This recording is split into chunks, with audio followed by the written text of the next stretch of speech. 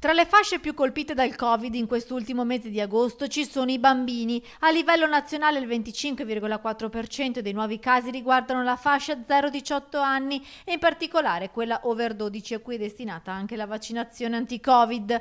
A Padova il dato che fa riflettere è quello che riguarda i ricoveri. Da inizio agosto sono 5 i bambini ricoverati in pediatria, 3 sono stati dimessi e al momento c'è un lattante tenuto in osservazione e una bambina più grande con un quadro clinico delicato perché affetta da altre patologie, ha spiegato la professoressa D'Adaltre, responsabile del polo della mamma e del bambino. Da qui l'appello alla vaccinazione. Quando noi parliamo di vaccinazioni dobbiamo valutare il rischio-beneficio.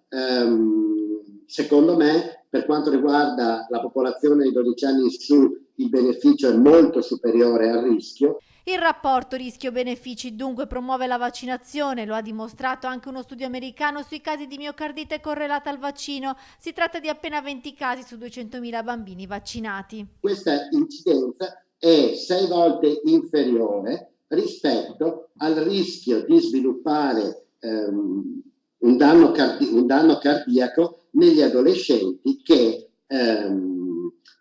contraggono il Covid. Miocardite, spiega il professor Giaquinto, risolta dopo 2 giorni di ospedale. I bambini invece che contraggono il Covid rischiano poi di sviluppare delle complicazioni più gravi.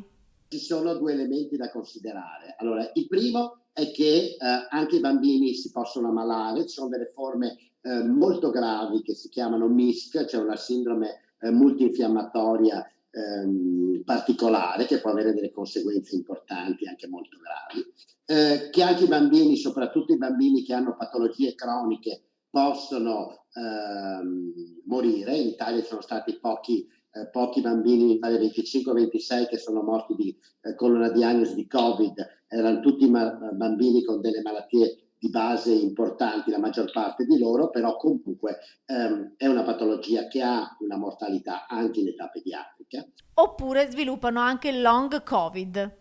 I bambini che anche presentano la forma asintomatica dell'infezione possono avere il cosiddetto long Covid, cioè possono avere delle complicanze a lungo termine legate soprattutto a degli screzi cardiaci. Importante vaccinare per bloccare la circolazione del virus, dicono gli esperti della pediatria di Padova, che da inizio pandemia hanno curato 100 bambini ricoverati per Covid.